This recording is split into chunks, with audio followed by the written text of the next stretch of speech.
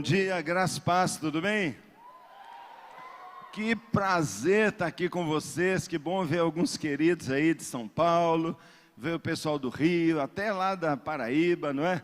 Que bom estar com vocês aqui hoje, eu tenho acompanhado aí pela TV, tenho acompanhado as palavras, está muito legal, que bom que vocês estão aqui. Para mim é uma alegria, uma honra, uma alegria enorme hospedar vocês, receber vocês em Belo Horizonte. Eu sei que Belo Horizonte não tem praia, eu sei que Belo Horizonte não tem assim, talvez grandes atrações turísticas, mas Belo Horizonte tem avivamento, e tem avivamento de sobra, não é? Para nós, para você levar para o Brasil inteiro. É isso que nós temos buscado, é isso que tem embelezado nossa cidade, é isso que nós queremos que Belo Horizonte seja conhecida, uma cidade que ama o Senhor, uma cidade avivada, uma igreja de igrejas no fogo, apaixonadas, né? Igrejas em que a paixão nunca se esfria, crente aqui que o amor não diminui, e uma unidade aqui que faz a obra nunca parar nessa cidade, até a gente ver Belo Horizonte inteirinho adorando o Senhor Jesus, não é mesmo? Então é muito bom, é super legal estar com vocês. Na quinta-feira eu estava pregando ali na igreja do pastor Pedro Estrela, estava inaugurando um prédio novo. Eu tive o prazer de pregar lá, e na apresentação que eles fizeram, assim, né, mais caprichado, Elias joga a gente aqui, mas lá não, eles foram falando, e o pastor Paulo, chegou uma hora que ele falou assim, pastor Paulo é um patrimônio da igreja brasileira. Pô, o cara estava indo tão bem, rapaz, aí ele avacalha tudo, patrimônio, se alguém te chama de patrimônio, o que é a primeira coisa que você pensa? Velho, olha, mas eu quase não consegui pregar mais. Patrimônio, eu falei, meu Deus, eu já estou virando patrimônio. Patrimônio, o que acontece? Põe uma placa e encosta num canto, não é? Joga lá no canto do patrimônio, almoxerifado, no depósito. Eu me senti um refúgio, eu me senti tão velho, sabe assim? Patrimônio, uma ova, não é? Para não falar outra coisa.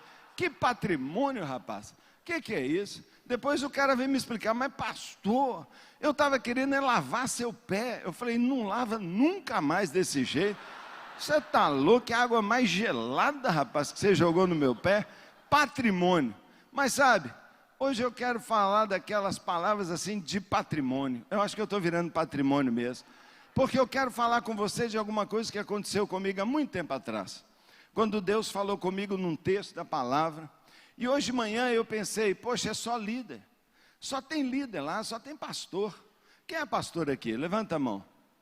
Está todo mundo fora da visão. Vocês não pregaram aqui não, gente? Vocês não pregaram aqui não? Todo mundo aqui é pastor, rapaz. O que é isso? Quem é ministro do evangelho então? Vamos melhorar. Quem é ministro do evangelho? Eu tenho uma palavra para os líderes, para os ministros do evangelho, sobre o nosso grande desafio. Abra a sua Bíblia então, por favor, abra a sua Bíblia, não é? Em Atos, no capítulo 6. Atos capítulo 6, uma palavra de patrimônio. Lá do patrimônio, a palavra que eu fui buscar lá embaixo, não é? Mas talvez, sabe, seja algo de líder para líder, de pastor para pastor. Talvez seja aquele clique que você está precisando ter, né? Talvez seja para você aquela chave que vai virar, como virou para mim aqui nesse texto. E eu quero compartilhar com você, assim, algo da intimidade do meu coração, algo da minha história para abençoar você, tá bom? Atos capítulo 6, nós vamos ler os primeiros 7 versos. Diz assim, naqueles dias, crescendo o número de discípulos, os judeus de fala grega, entre eles, queixaram-se dos judeus de fala hebraica. Por quê? Porque suas viúvas estavam sendo esquecidas na distribuição diária de alimento. As viúvas estavam reclamando porque estava havendo uma discriminação na distribuição de cesta básica, no trabalho social que aquela igreja já estava fazendo. Por isso, os 12, os apóstolos, aqueles discípulos, reuniram todos os outros discípulos e disseram, não é certo negligenciarmos o ministério da palavra a fim de servir às mesas. Irmãos, escolham entre vocês 7 homens de bom testemunho, cheios do Espírito e de sabedoria. Passaremos a eles essa tarefa e nos dedicaremos à oração e ao ministério da palavra. Tal proposta agradou a todos. Então escolheram Estevão, homem cheio de fé e do Espírito Santo, além de Filipe, Prócoro, Nicanor, Timon, Pármenas e Nicolau, um convertido ao judaísmo proveniente de Antioquia. Apresentaram esses homens aos apóstolos, os quais oraram e lhes impuseram as mãos. Assim a palavra de Deus se espalhava e crescia rapidamente o número de discípulos em Jerusalém, e também grande número de sacerdotes obedecia à fé. Faz uma oração junto comigo, diga assim: Deus, fala ao meu coração nesta manhã, quero ouvir a tua palavra, vira a chave no desafio que o Senhor tem para mim, me abençoa, em nome de Jesus, amém, glória a Deus. Eu estava lendo esse texto há um tempo atrás e deu um clique aqui, não é? Talvez você está lendo rapidamente, não está prestando atenção, mas o texto começa dizendo que crescia muito o número de discípulos em Jerusalém. Jesus tinha acabado de morrer, pouquinho tempo antes, o Espírito Santo tinha sido derramado, as pessoas começaram a pregar, aqueles 3.000 convertidos já tinham aparecido, já tinha subido depois para mais de 5.000, o número de discípulos estava aumentando.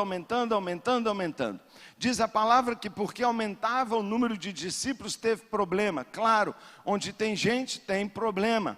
Começou a aumentar o número de pessoas e começou a haver queixa e começou a haver reclamação. Tudo bem, até aí parece uma igreja normal. Só que o verso 7 diz que a gente entende, houve paz, o problema foi resolvido. Houve uma solução aplicada àquela igreja, àquele grupo. O problema foi resolvido e a igreja parou de aumentar, parou de crescer. A palavra correta lá, que ela crescia rapidamente, é a igreja se multiplicava. Então a igreja vinha crescendo no verso 1 e ela passa a multiplicar no verso 7. O detalhe que chama a atenção da gente é que o impacto da igreja se tornou tão grande que não era mais gente comum, não era mais só o povinho, aquele pessoal bacana, temente a Deus que se convertia. Não, ele diz que agora muitos sacerdotes. O que é isso? Sacerdote o que? Judaísmo, a oposição, outra religião. O judaísmo, os líderes do outro lado, os que estavam contra, os que estavam mandando matar, os que estavam perseguindo a igreja, começaram a ver algo tão impressionante, começaram a perceber o impacto de uma igreja daquele jeito, que eles começaram a se converter. Meu amigo, quando você começar a converter pai de santo, padre, quando começar a converter líderes aí de outras religiões, sacerdotes budistas, quando você começar a ver o evangelho avançando para dentro de outras fronteiras, você pode dizer, cara, nós chegamos lá. Sabe o que esse texto impacta demais para mim? Porque nós temos o mesmo desafio.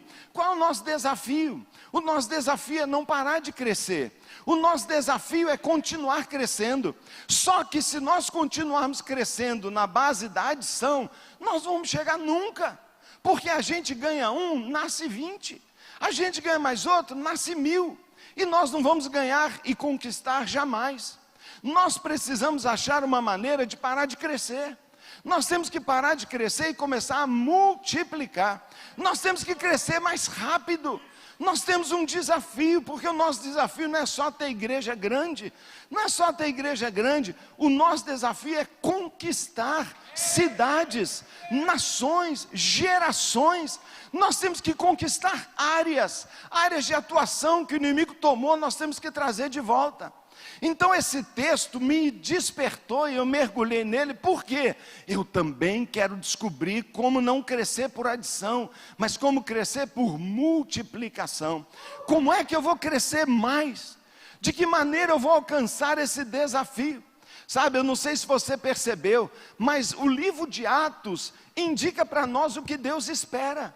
O livro de Atos começa com 12, depois passa para 120, de 120 vai para 3.000, de 3.000 para 8.000, depois ele não consegue mais contar, e ele começa a usar superlativos, crescia muito, chega a um ponto que o capítulo diz que uma multidão que cria, vivia junto. Ora, em poucos capítulos, o livro de Atos está dizendo para nós, igreja em todas as épocas, o padrão de Deus é conquista, o padrão de Deus é multiplicação. Sabe, queridos, nós representamos, eu, Gerê, Elias, uma turma que veio de igreja pequena. Nós viemos de igreja muito pequenininha. A minha igreja, onde eu me converti, era na garagem de uma casa. Era a garagenzinha de uma casa. Uma garagem que tinha 20 pessoas, 30 pessoas, foi lá que eu entreguei minha vida a Jesus. Era um grupo pequenininho, nossas igrejas eram pequenas. A igreja que hoje pastoreio, quando construiu o seu grande templo, eles projetaram um espaço para 200 pessoas, porque eles falaram, se um dia a igreja explodir de crescer, vai ter 200 pessoas. Você sabe que isso já mudou. A maioria aqui vem de igrejas grandes. O que é uma igreja grande? Uma igreja acima de 500 pessoas, ela é grande. Você provavelmente faz parte de um outro nível de igreja. Um outro nível, nós temos igrejas grandes. As nossas igrejas cresceram. Alguns nem são de igrejas grandes, são de igrejas mega igreja. O que é uma mega igreja? O pessoal diz acima de 5.000 pessoas, pô, é uma mega igreja. Então é a mega church. Não é? Muitos aqui são de mega igrejas. Sabe qual que é o problema de quem já é de uma igreja grande? Sabe quem é o problema de quem faz parte de um Brasil cristão, onde a gente tem um mundão de católico e já tem 25% de crente? Sabe o que é? É a gente parar, é a gente diminuir. É a gente fazer congresso como esse aqui, sair daqui vibrando. É a gente começar a gerar amizade, unidade. É a gente começar a trabalhar com o caráter da gente. É a gente começar a viver família bonita, casamento bonito. É a gente começar a viver experiências sensacionais de igreja. É a gente experimentar arrebatamento num culto. É a gente sentir que o fogo está queimando. É a gente conhecer todas as músicas de cor, sabe? Mas a gente abaixar os nossos olhos e não ver o que está passando lá fora. E a gente perder a visão, e a gente perder a origem, a gente perder de onde a gente veio e para onde Deus quer levar a gente. Sabe, Deus ama o nosso país inteiro. Deus ama nosso país e todas as suas gerações. Deus ama os bebês que estão nascendo hoje. Deus ama as criancinhas. Deus ama os velhos, idosos que estão hoje já colocados em casas para idosos. Deus está lá torcendo e movendo para alguém lá falar para eles. Deus ama a sua geração, mas ama a minha também. Deus ama os ricaços e ama a Cracolândia que está ali do outro lado. Nós temos que ser tomados por essa compaixão. E o meu medo é que a igreja comece a crescer. A igreja começa a crescer e a gente perca essa perspectiva. Sabe, nesse texto aqui, eu acho que a igreja tinha um risco de parar. Ela tinha um risco de parar. Sabe o que aconteceu? A igreja cresceu e começou a ter problema. Sabe o que o problema podia ter feito? O problema podia ter paralisado a igreja. O problema era tão sério, irmãos, que aconteceu, você fala assim, pô, umas viúvas lá reclamando de distribuição de comida. Cara, o problema era tão sério, mas tão sério, que os 12 que estavam reunidos, provavelmente escrevendo, se organizando, estruturando aquele movimento que estava começando, os 12 pararam o que estavam fazendo. Eles estavam dizendo, a minha prioridade é orar, é a palavra, mas nós vamos ter que parar. E eles pararam tudo, juntaram todo mundo. Por quê? Porque uma ameaça gravíssima veio contra a igreja, um problemaço. A igreja, não é que tinha umas mulheres reclamando, a igreja estava sendo confrontada com divisão.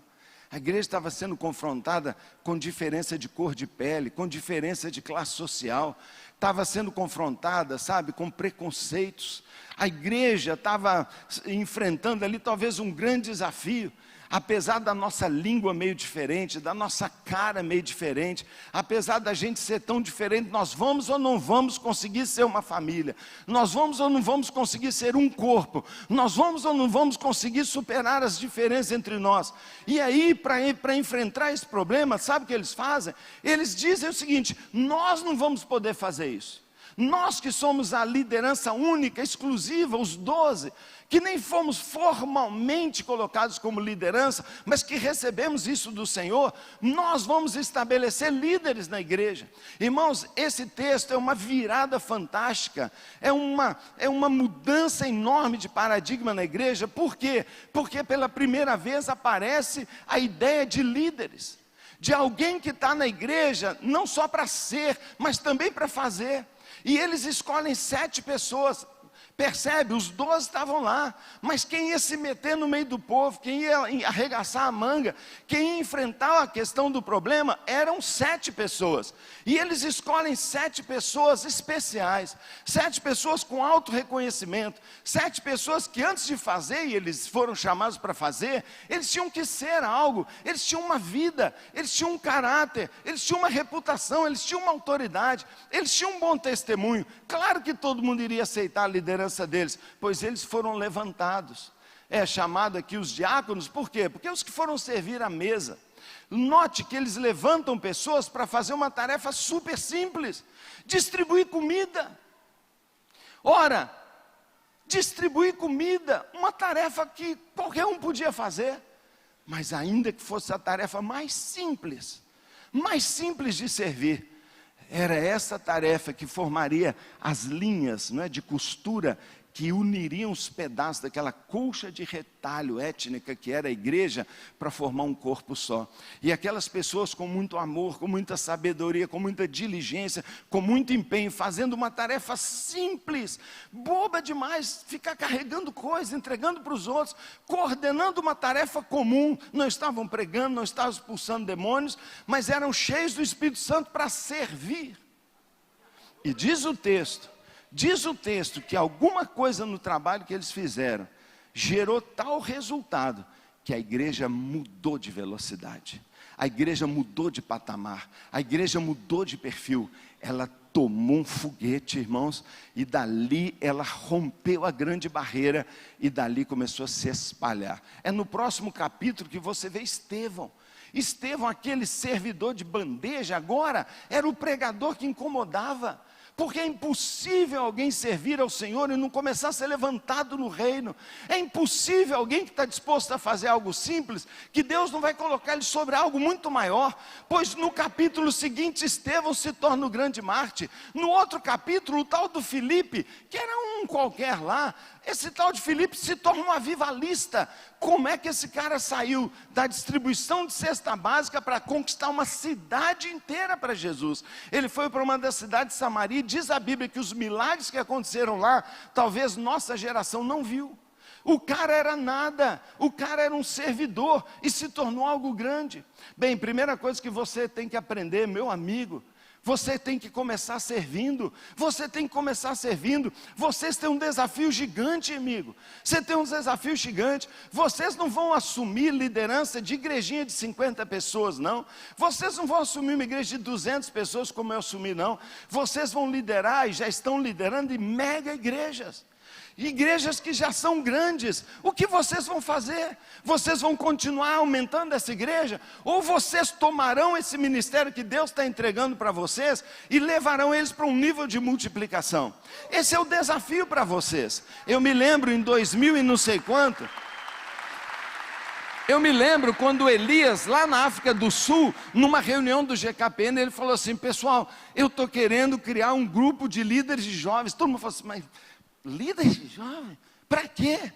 E ele levantou essa ideia lá e teve um debate, teve uma conversa, mas, será que, né? Pastor é sempre cheio de mas, não é? Eu lembro direitinho, e Elias falou assim: pois nós levantaremos um grupo que sucederá a vocês, na liderança das mega igrejas que vocês estão liderando. Sabe, hoje, passados alguns anos, eu não sei se 5 anos, 6 anos, olha o que aconteceu com o Jim, no mundo inteiro. Olha o que aconteceu na Guatemala agora. Meu querido, deixa eu dizer, Deus está querendo levantar uma geração que trabalhe noutra dimensão. Vocês não estão aqui para fazer igual os seus pastores. Vocês são os do versículo 7, não são do versículo 1. Nós somos a geração do versículo 1. Nós estamos passando para vocês uma igreja grande já. Mas vocês não vão diminuí-la, vocês não vão enterrá-la, nem vocês vão continuar fazendo o que nós fazemos. Vocês vão multiplicar, vocês vão conquistar. Nós abrimos a porta, mas vocês vão tomar. Vocês é que vão conquistar. Nós somos os Calebes fiéis. Vocês são os filhos de Caleb, os que matam gigantes. Os filhos de Caleb mataram gigantes e falaram: essa montanha é minha, e tomaram a montanha dele. Deus tem algo grande para você, mas você não vai conquistar algo grande, você não vai entrar nessa dimensão, se você não perceber o que aconteceu nesse texto. Por que eles mudaram de dimensão? O que aconteceu? Sabe, o principal ali, não é que resolveu um problema, é que passou a ter liderança. O que é liderança? O que é liderança? Às vezes a gente pensa que liderança é estar numa posição, ser colocado. Nada disso. O que é liderança? Nesse texto você encontra a definição mais clássica e mais perfeita de liderança. O que é liderança? Bem, os 12 estavam lá, tinha um problema que aconteceu, tem que resolver o problema. Eles resolveram o problema? Eles resolveram o problema? Eles não resolveram. O que eles fizeram? Eles arrumaram pessoas para resolver o problema para eles. O que é um líder? Líder é uma pessoa que influencia pessoas para atingir um propósito. Sabe qual é o seu papel para fazer essa multiplicação? Em primeiro lugar, você tem que se enxergar como líder, definitivamente. Você precisa se enxergar como aquele que vai fazer. Agora, se você vai fazer, por favor, entenda, você vai fazer não através da sua mão. Você vai fazer através das mãos daqueles que você tem que preparar, daquele que você tem que treinar.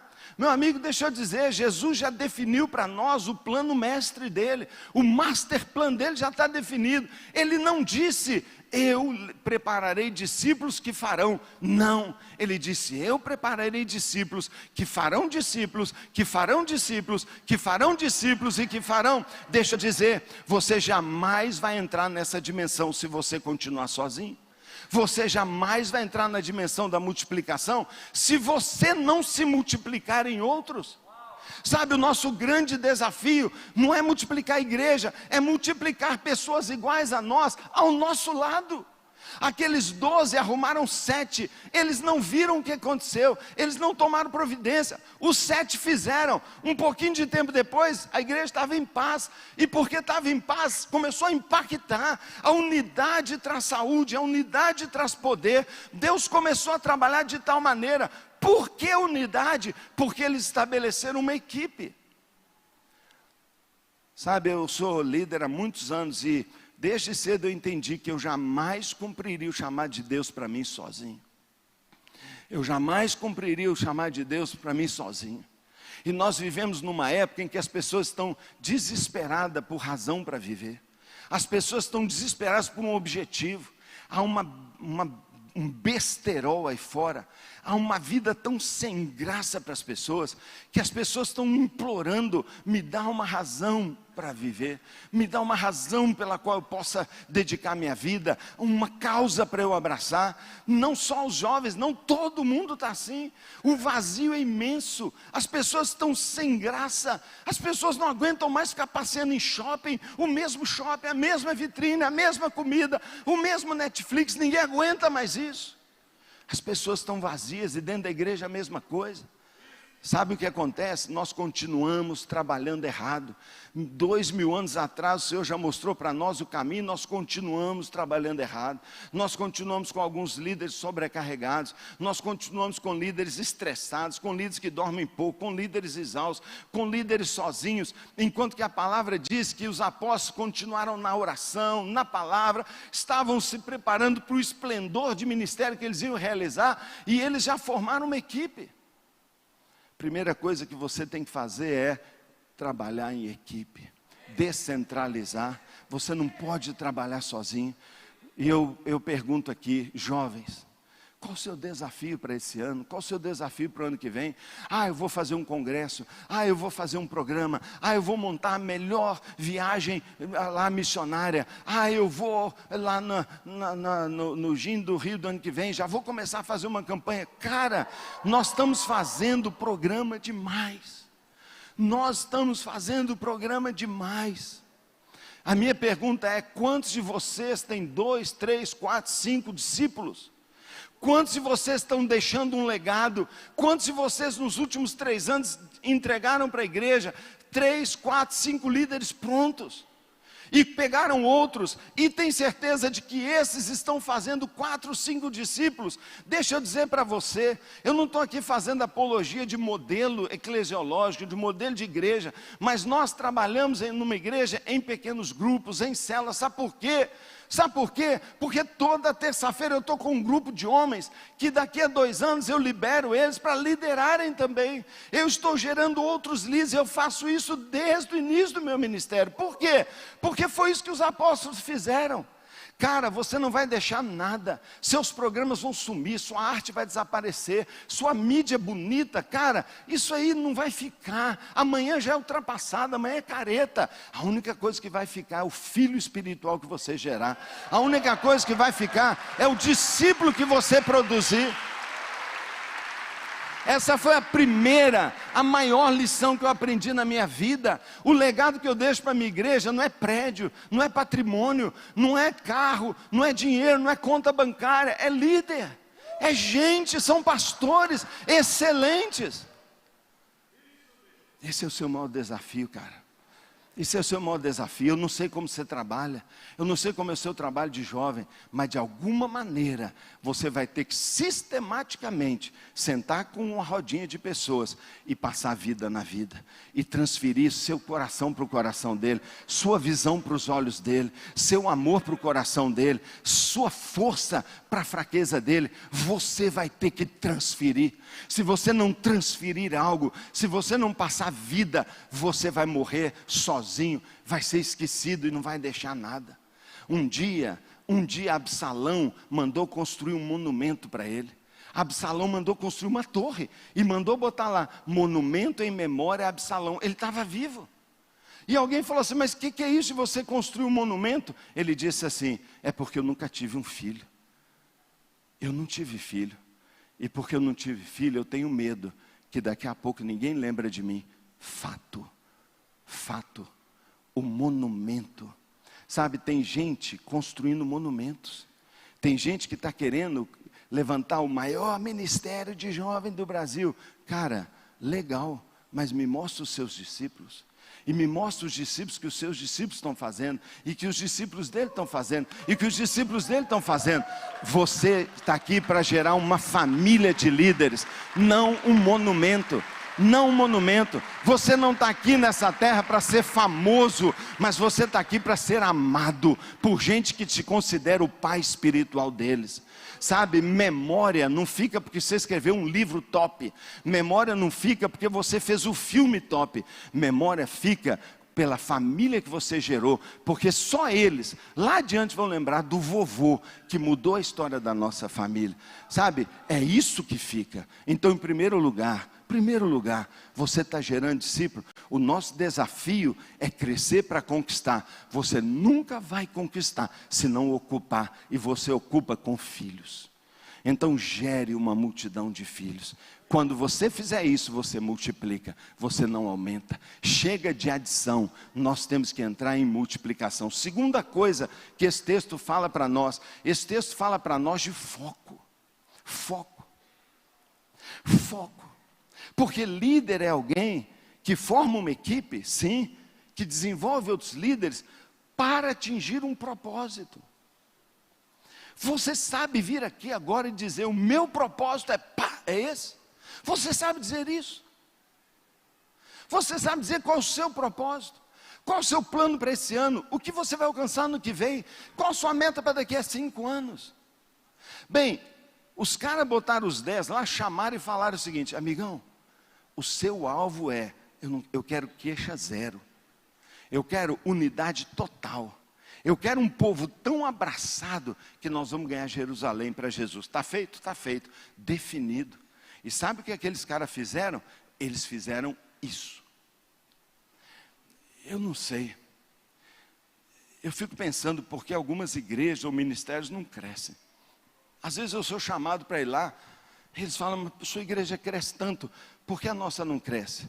Aí eu olho, aí daí a meia hora eu estou exausto. Eu falo, o que foi? Meu Deus, é coisa demais, é ministério demais, é ênfase demais. Vocês não têm um foco. Deixa eu dizer, ministérios, pastores, que tem algo diferente, que tem algo, estuda a vida deles, vai procurar os caras que estão bombando, pega esses caras aí, que você olha aí e fala, caramba, 2 milhões de seguidores, 3 milhões de seguidores, pega esses pastores que estão aí direto aí, pega lá, vai lá ver o Craig Groeschel, por exemplo, que explode igreja, que está mais crescendo, é a maior igreja dos Estados Unidos hoje, direto. O cara lá atrás falou assim, nós vamos fazer uma coisa só, uma coisa, ele tem um foco. Ele não faz isso, ele não faz aquilo, ele não faz. Vai lá na igreja dele, marca para ir numa conferência, não tem conferência. Procura lá o programa festival, não tem festival. Eles só fazem uma coisa, mais nada. Cara, pensa. Ele falou assim, eu vou usar o dinheiro da igreja só para fazer igreja, plantar igreja, treinar líderes e espalhar a Bíblia e o YouVersion, que é deles. Já atingiu quantos bilhões de baixos lá? Bilhões. O cara botou mais Bíblia na mão do que talvez a sociedade bíblica de todo mundo já entregou em toda a história. Porque o cara criou o melhor aplicativo de Bíblia do mundo e todo mundo baixa. São bilhões de Bíblias já na mão do povo. Por que ele é diferente? Porque ele tem foco. Os apóstolos disseram, nós não vamos sair do foco, nós temos um foco, então eu vou levar alguns a fazerem alguma coisa, para atingir um propósito. Você tem um propósito definido? Sabe, foi naquela época que eu comecei a buscar a Deus. Eu fiquei 9 meses orando, 9 meses trancado numa sala, dizendo, e todo mundo falando, você não vai sair daí? Eu falei, eu não sei o que é para eu fazer. Faz alguma coisa não é para eu fazer. Faz o que todo mundo está fazendo, não é isso que é para eu fazer. Tem algo que é para mim, tem algo que eu tenho que fazer. Sabe, 9 meses, e um dia Deus escreveu na parede, apareceu na parede, sabe, resposta. Alguém diz, Deus não responde a oração. Truco, não é verdade. Deus responde. Talvez Deus não responde a oração de meia hora, a oração de 5 minutos, mas ora 9 meses por uma questão. Você vai ver se Deus precisa escrever na parede, se Ele não escreve. Ele escreve. Então, busca a Deus. E Deus falou comigo, você vai fazer uma coisa. E sabe o que eu tenho feito desde essa época? Manter esta coisa como sendo a mais importante. Porque é uma concorrência enorme. Todo dia tem algo dizendo, muda, vai para lá, faz para cá. Eu falo, eu não vou fazer isso. Eu vou fazer uma coisa. Porque eu tenho um desafio, crescer para conquistar. Esse é o meu desafio, é o seu desafio. Sabe, cada um de nós tem chamados diferentes, cada um de nós tem função diferente, mas se você em primeiro lugar tem que produzir líderes, você tem que descentralizar. Segundo, você tem que parar de ser um generalista, aquela pessoa que quer fazer de tudo um pouquinho mal feito. Você tem que fazer uma ou duas coisas muito bem feito. Se o seu ministério é na linha da adoração, meu amigo, fica bom nisso. E não compara com os outros. Não queira ser o fulano, não queira ser o Betrano. Deus tem um chamado para você. É muito melhor você ser, como já dizem por aí, não é, um original simples, do que uma cópia maravilhosa. Nós não fomos feitos para ser cópia. Deus te fez de maneira extraordinária. Você foi feito para ser cabeça e não para ser cauda. Você foi feito para ir à frente, não para seguir todas as tendências que tem. Deus quer que cada líder que está aqui nesse salão vá diante dele e diga, Senhor, o que é para eu fazer? Qual é o teu chamado para mim? Senhor, eu quero o meu chamado. Ontem eu vi vocês falando aqui, conversando sobre chamado, com vários aqui na frente respondendo, maravilha. Minha palavra para você é, vai achar uma sala, fecha a porta, sai daí há 9 meses. E você vai saber uma única coisa, que é o seu foco principal. É claro que nós cuidamos de crianças, é claro que nós fazemos uma conferência aqui, outra ali, mas nós temos bem claro qual é o nosso propósito. Porque quem tem foco e quem se reproduz em outros, vai multiplicar. E muda completamente, muda a estrutura de liderança, muda. Então eu queria terminar para você lendo mais um texto. E eu queria que você abrisse, por favor, Isaías 54. Isaías 54 é o meu texto profético para você. Eu queria que você ficasse de pé, por favor, para eu ler para você esse texto.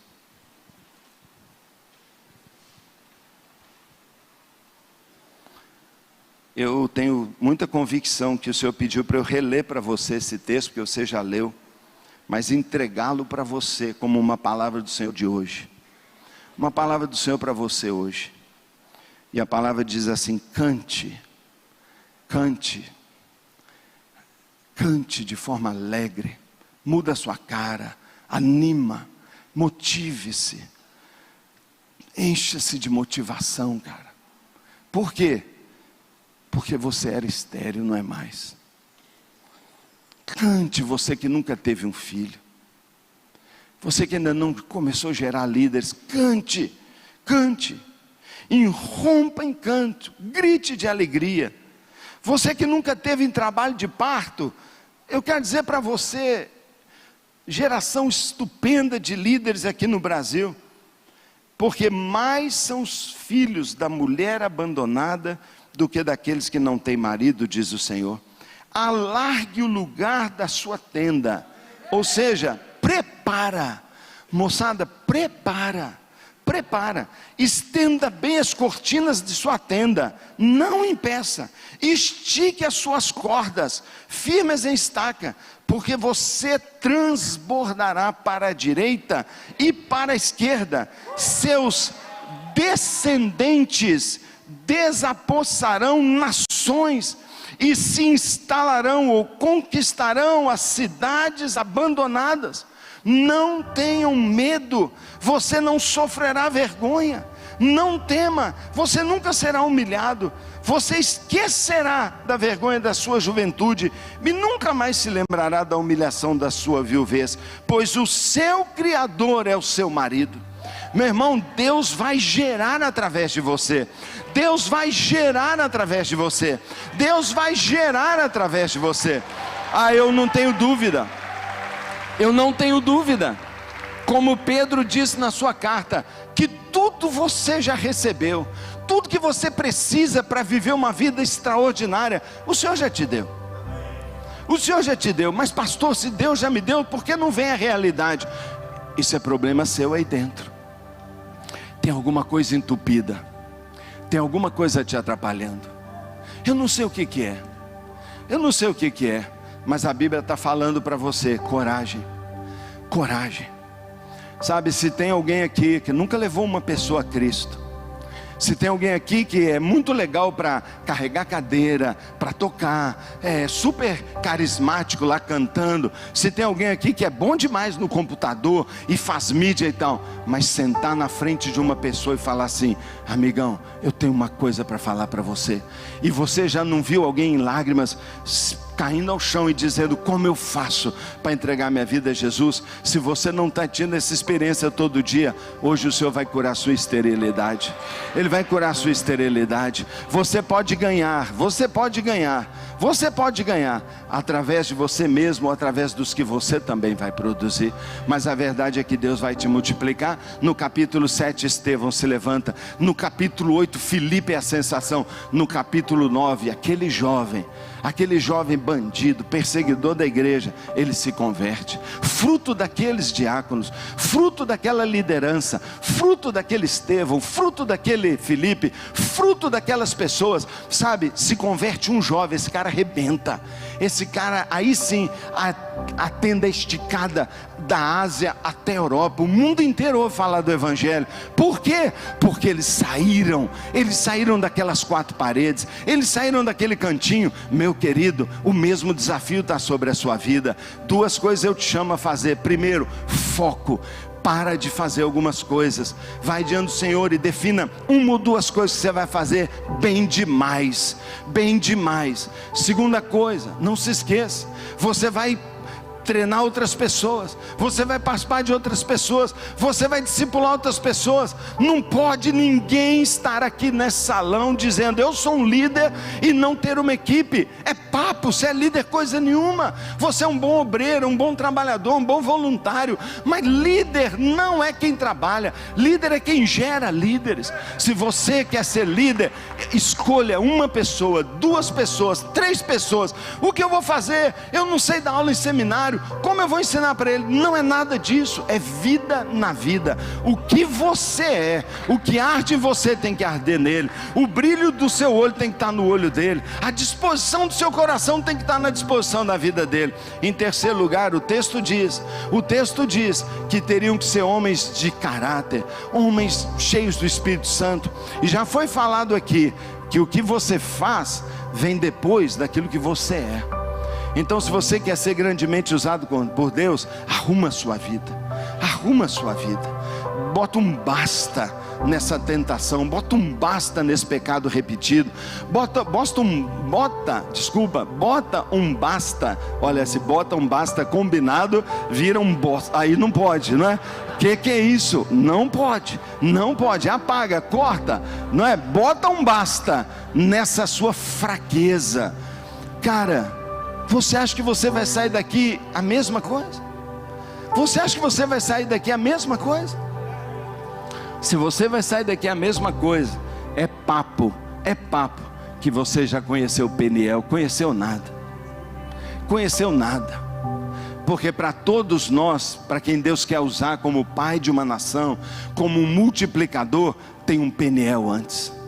Tem um lugar para você lutar com Deus, tem um lugar para você brigar com Ele e dizer: dá o que é meu, libera o que é meu, sabe, muitas vezes está faltando é isso, é você entrar numa briga contra você mesmo e dizer: chega, eu não aceito mais esse tipo de coisa, eu não aceito mais esse minha fama, esse meu jeito, eu quero ser diferente. Meu amigo, sai daqui liberado, sai daqui desentupido, sai daqui fluindo, sai daqui desse encontro certo do que é para você fazer. Aqui talvez seja o seu Peniel, seja o dia de você descobrir o sentido da palavra graça, de que não há condenação para quem está em Cristo Jesus. Então, se você está condenado, é porque você não está em Cristo. Então procura, porque Ele diz: quem vem a mim eu nunca o lançarei fora. Quando você vier, Ele puxa a roupa dele e te cobre, e você fica invisível. Quando você está abraçado nele, quando você é um bebê nos braços dele, quando você deita e deixa Ele te ninar, acabou, cara. Você não é mais você, você é Ele. Ele vive em você, não é mais você que vive.